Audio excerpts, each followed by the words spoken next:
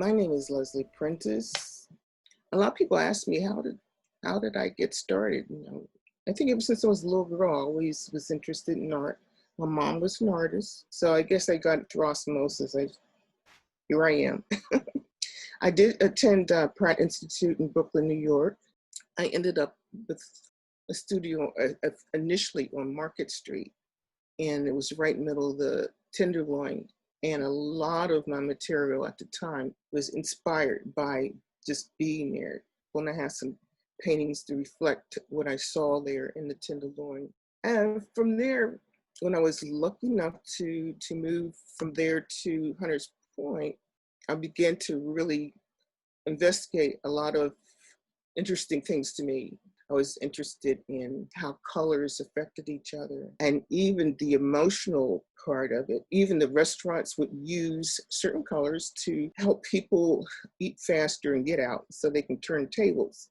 That background of reading those kinds of things, I became very intense about how I wanted to create my art.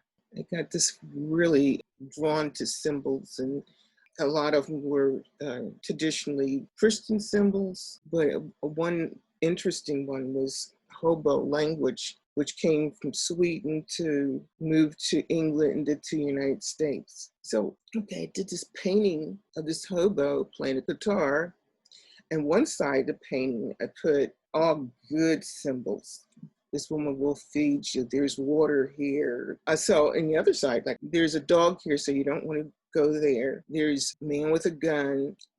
All these listing of negative information. And I did it kind of softly. You can see it, but you can't see it. That kind of thing. It wasn't in your face, but it was my fun.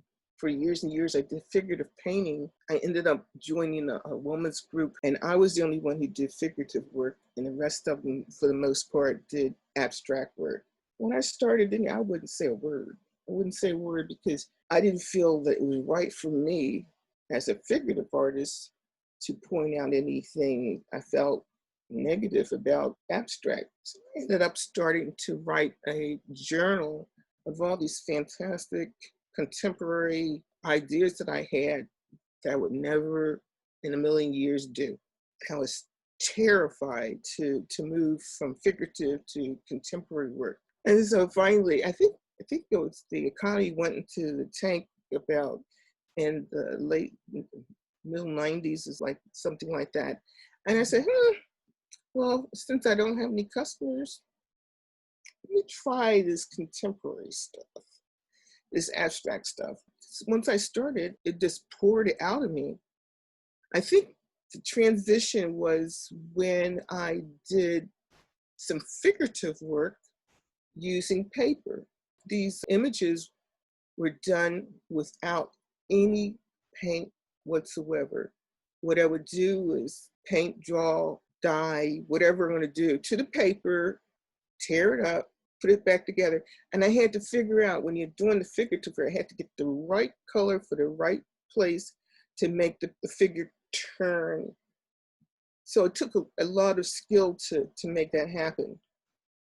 But what was happening at the same time is I was really getting accustomed to using the materials.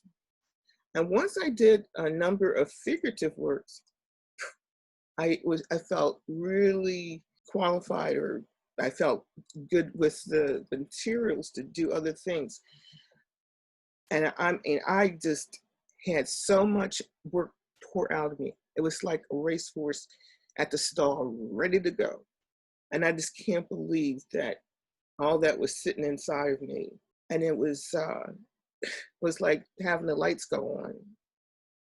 And the difference between the two, let's say my work at the beginning was figurative work in still life and things like that. You like very carefully stay within the lines. It's very structured and very tedious about how things look. But if you're doing a abstract piece, it's okay if you do a line like that. What's special about that line, or that mark, as we call it, is that that's an original line. You get something look like it, but you can't make that line again. you can put marks near that are just phenomenal. And over time, I really fell in love with a lot of artists' beautiful work because of it. And I'm just really happy that I was able to cross over into a different world. I'm still at the Hunters Point. I've been there for 16 or 17 years now. Still loving my space and hoping that all of you will come see me sometime. So come see us. Thank you so much for listening to me. Bye.